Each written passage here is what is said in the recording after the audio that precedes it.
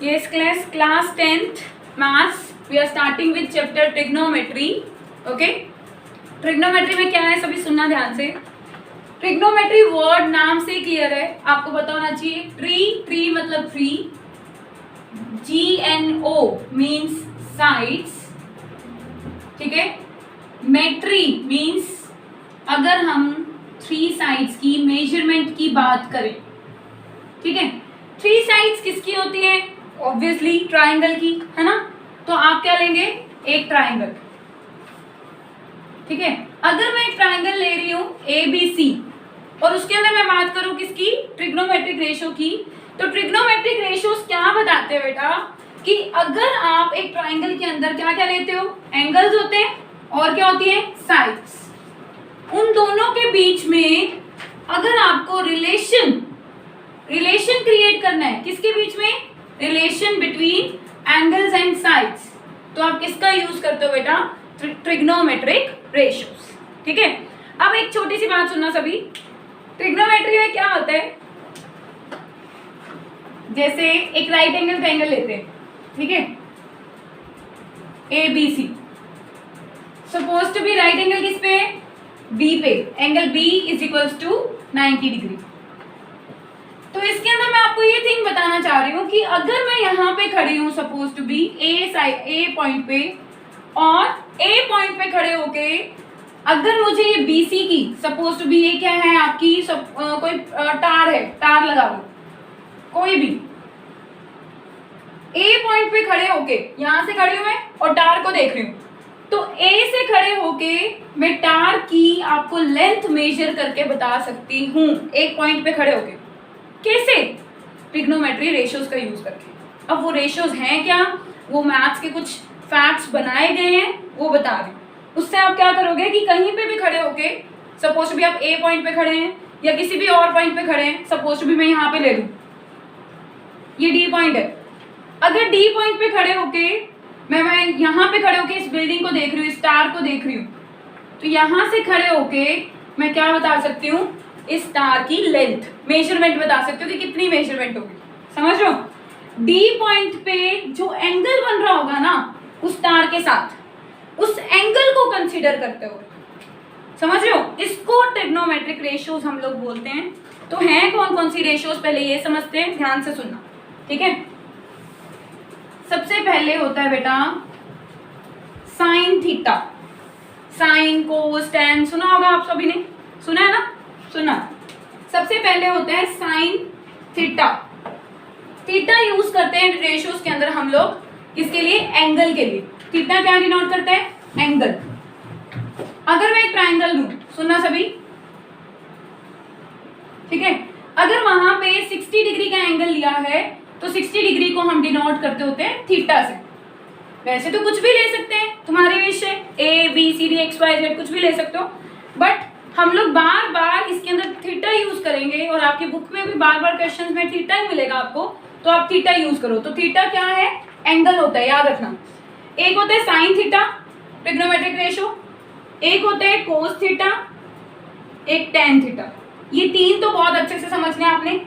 जो बाकी के हैं हम लोग इनका क्या कर देंगे? उल्टा कर देंगे, ठीक है. एक होता है कॉसिकेंट थीटा, एक होता है सीकेंट थीटा, और the last one is cot theta. ये 3 और होते हैं. समझ गए सभी? तो टोटल 6 ट्रिग्नोमेट्रिक रेशियोज हैं, ठीक है. इन तीनों को एक्सप्लेन कर रही हूं. अगर समझ आ गया तो चैप्टर हो गया, नहीं समझ आया ये कॉन्सेप्ट तो चैप्टर समझ में नहीं आएगा. थोड़ा ढंग से समझना पड़ेगा, ठीक है.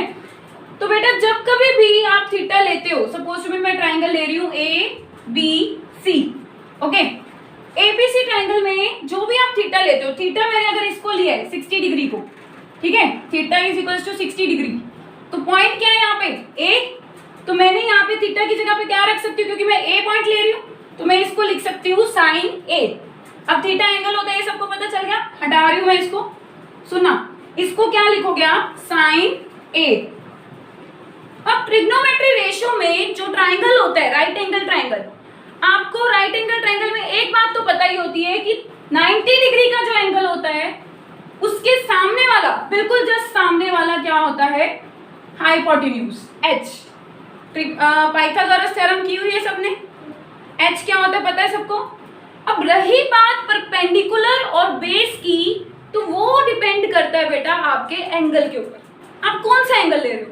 एंगल ये भी है, एंगल ये भी है, दोनों में से कौन सा एंगल ले रहे हो? अब मैं एग्जांपल देती हूँ तुम्हें सिर्फ एक बार ए एंगल लेने का। एंगल ए, अगर मैं साइन ए ले रही हूँ तो एच तो क्या होगा बेटा, 90 के सामने वाला एच को आप चेंज नहीं कर सकते। परपेंडिकुलर ये भी हो सकता है, ये भी हो सकता है। हमें कैसे पता चलेगा कौन सा परपेंडिकुलर है? बेस ये भी हो सकता है, ये भी हो सकता है, क्योंकि जब ट्रायंगल को घुमा देते हो ना तुम, अगर मैं इसको घुमा दूं, सपोज टू बी, मैंने इसको थोड़ा सा चेंज कर दिया। कैसे चेंज किया सुनना सभी। मैंने ट्रायंगल को इस तरह से डिनोट कर दिया, देखो, देख रहे हो, थोड़ा सा टर्न कर दिया, तो बी एंगल कहाँ आ गया? यहाँ पे आ गया।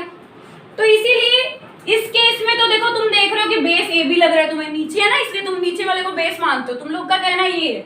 लेकिन यहाँ पे अगर मैं देखूं तो यहाँ पे बेस ए भी, अगर इसको और घुमा दूं तो बेस कई बार बीसी भी बन जाता है। ये देखो,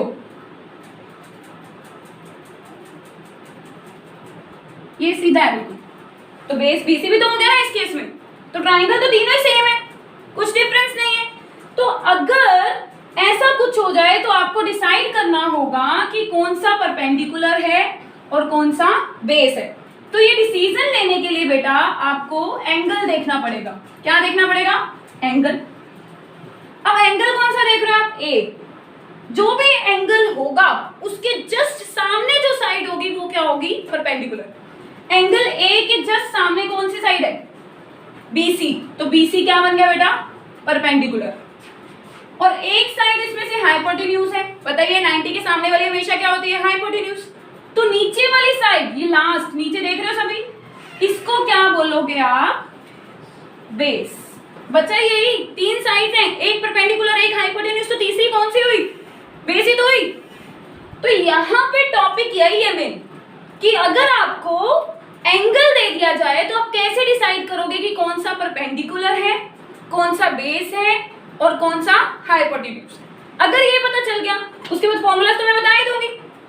अगर आपको एंगल पता है और अगर आपको यहाँ खड़े होके इस बिल्डिंग की या हाइट, टावर की हाइट बतानी है कि कितनी है इसकी मेजरमेंट, तो इसके लिए फॉर्मूला है बेटा साइन के लिए, perpendicular upon hypotenuse, P upon H, perpendicular upon hypotenuse. यहाँ पे एंगल क्या है? A, तो A के हिसाब से परपेंडिकुलर कौन है? BC। तो यहाँ पे क्या लोगे? P की जगह पे BC, और हाइपोटेन्यूज क्या है? AC। तो H की जगह पे क्या लोगे? AC। अब अगर मैं तुम्हें साइड्स की लेंथ दे दूं, सपोज टू बी, मैंने इसकी साइड दे दी आपको 4, ये दे दी 3 और ये दे दी 5, सपोज टू बी, सेंटीमीटर लगा लो साथ में, सेंटीमीटर, मीटर, व्हाटएवर, ठीक है। तो आप क्या करेंगे, अगर आपको ए पॉइंट पे खड़े होके आपको उसकी लेंथ निकालनी है, मतलब साइन ए की वैल्यू निकालनी है। साइन ए एक ट्रिग्नोमेट्री रेशियो है, तो आप कैसे निकालेंगे? BC upon AC। आपको फॉर्मूला पता है, BC क्या है? 3, AC कितना है? 4, 3 upon 4 will be the answer. ये था बेटा साइन A का, समझ में आया सबको? अगर मैं A की पोजीशन चेंज कर दूं, सुनना सभी, यहाँ पे मैं A की पोजीशन चेंज कर रही हूँ इसी क्वेश्चन में, ठीक है। मैंने A पॉइंट दे दिया बेटा इसको नेम दे दिया A पॉइंट, पहले यहाँ था नीचे, अब मैंने ऊपर कर दिया। अब A के जस्ट सामने, अब आपको साइन A निकालना है ना, A वहां है, तो A के जस्ट सामने कौन है? सभी देखो, BC, और 90 डिग्री तो यही एंगल है, बताइए दिख ही रहा है, हमेशा आपको राइट एंगल ट्रायंगल दिया होगा, उसमें एंगल आपका 90 डिग्री आपको सीधी वाली लाइन वाला दिख ही रहा होगा।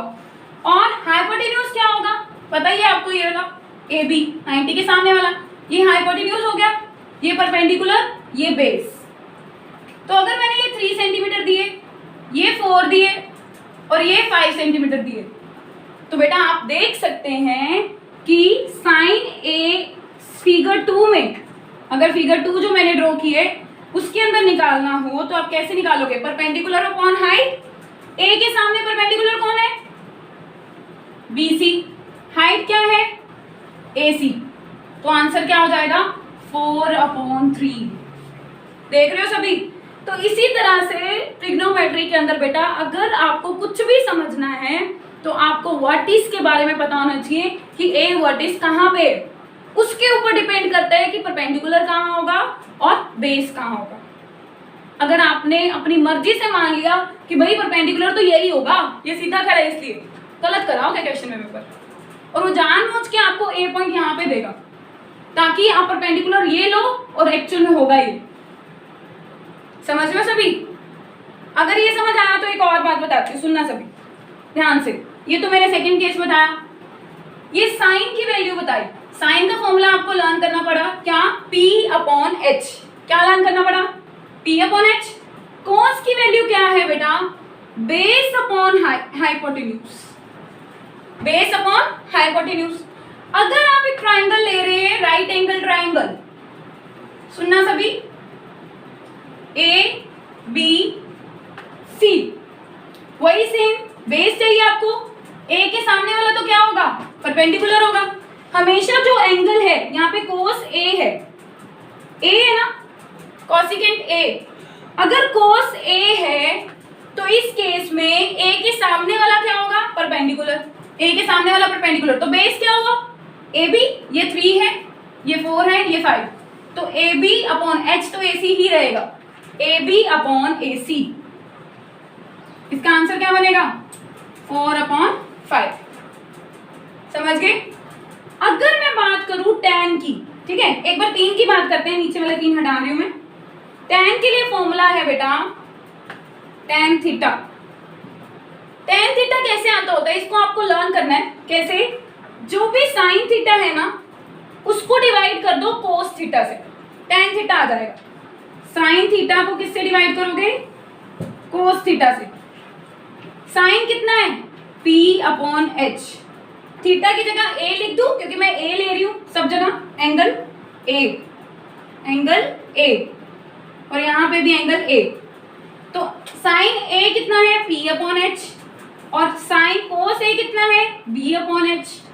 तो बेटा आपको पता ही होता है जब ऐसे अपॉन में दिया हो, चार बातें दी हो, P upon H upon B upon H, तो थर्ड नंबर वाली चीज जो होती है वो कहाँ शिफ्ट हो जाती है?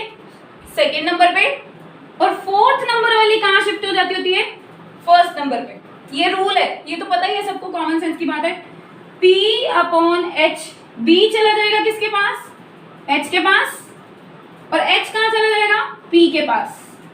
तो बेटा देख रहे हो आप, H से H क्या हो जाएगा? कैंसल।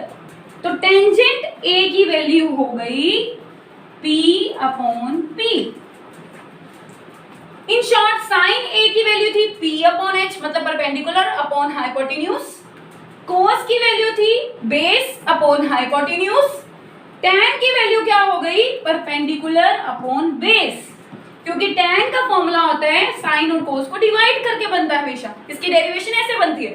तो जब मैंने साइन को कोस से डिवाइड किया तो साइन की वैल्यू थी P अपॉन H, कोस की वैल्यू थी B अपॉन H, दोनों को डिवाइड किया, H से H कैंसिल हुआ, तो क्या रह गया? P upon B। तो टेंजेंट की वैल्यू हो गई बेटा P upon B, perpendicular upon base. अगर सुनना सभी, टेंजेंट ए P अपॉन B आ गया, साइन ए P अपॉन H आ गया, कोस ए B अपॉन H आ गया, इतना सबको समझ आया। तो एक और थोड़ा सा घुमाते हैं क्वेश्चन को। अगर मैं साइन A की जगह पे साइन C कर दूं, C के केस में क्या होगा बेटा? अब आपको A एंगल नहीं देखना फिगर में, फिगर यही है, फिगर सेम है, C एंगल देखना है। तो परपेंडिकुलर इसके सामने वाला कौन है? AB, तो ये आपका परपेंडिकुलर होगा। और फिर दूसरा वाला क्या होगा? बेस। और 90 के सामने वाला हमेशा क्या होता है? H, right. साइन C का फॉर्मूला होता है P अपॉन H। C के केस में परपेंडिकुलर कौन है? AB, that is AB। H कितना है? AC। AB की वैल्यू कितनी है? 4, और H की वैल्यू है 5, 4 अपॉन 5 आएगा। देख रहे हो, साइन C आया 4 अपॉन 5, साइन A था 3 अपॉन 4। ठीक है, यहां पे ये 5 है क्योंकि AC कितना है? 5। समझ रहे हो? ये 4 अपॉन 5 आया है, ये 3 अपॉन 5 आया है। तो मैं यहाँ पे ये समझाना चाह रही हूं तो जब एंगल बदलेगा कि सी एंगल हो गया तो उसके सामने वाला परपेंडिकुलर भी बदल गया। परपेंडिकुलर कौन हो गया?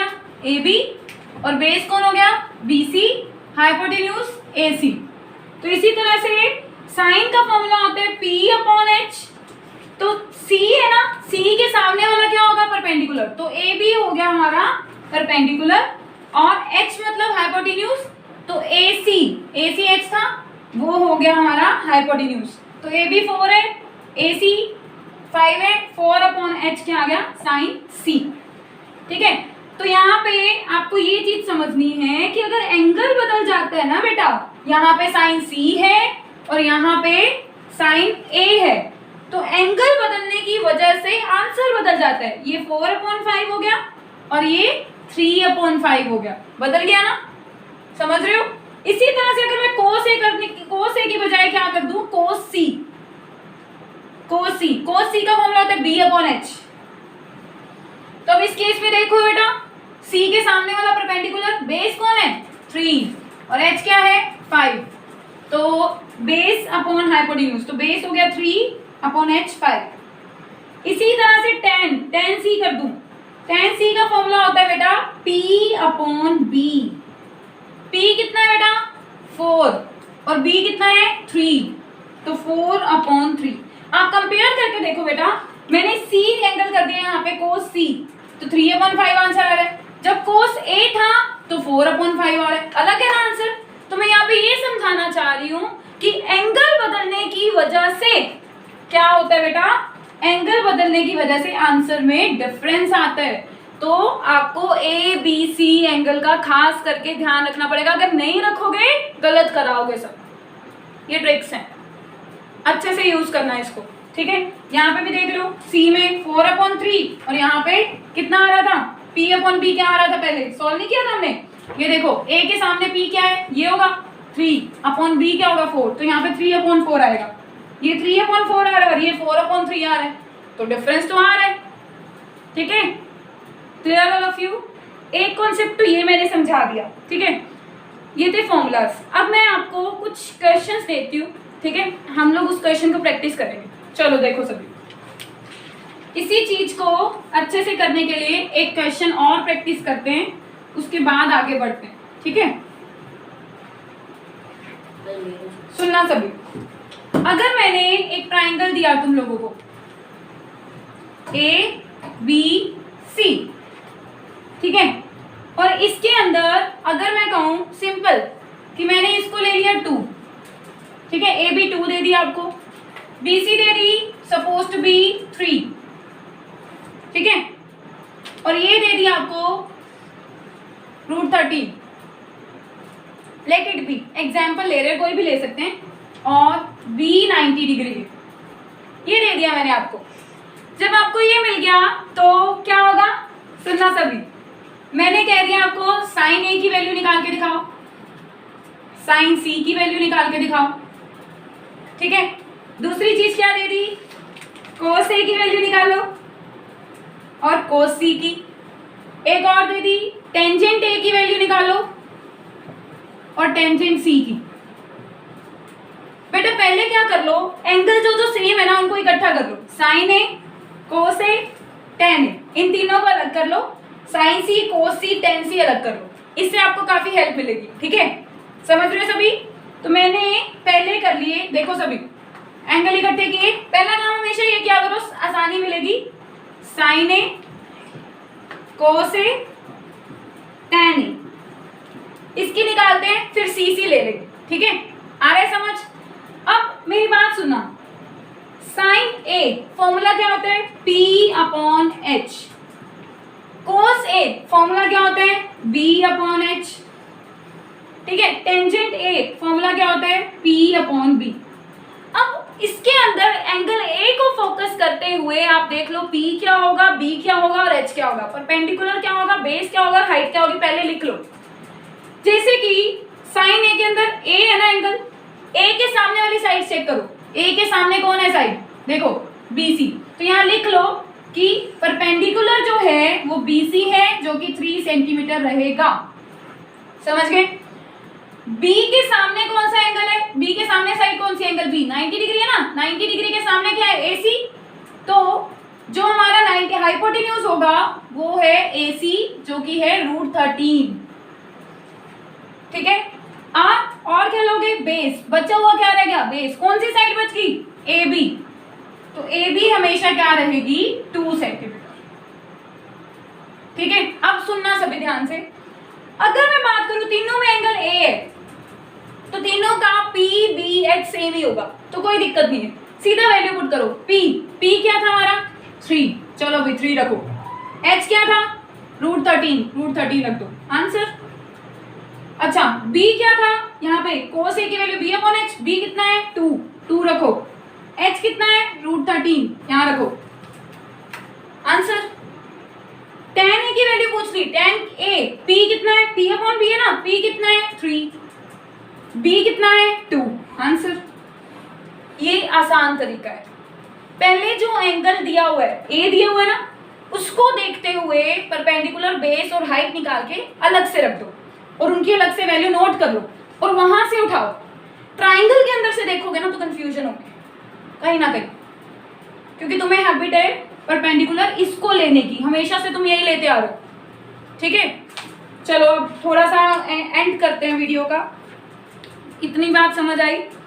कोसिकेंट, सीकेंट और कोट 3 रेशियोज बची हैं जो कि इससे रिलेट करते हैं, वो नेक्स्ट वीडियो में डिस्कस करेंगे।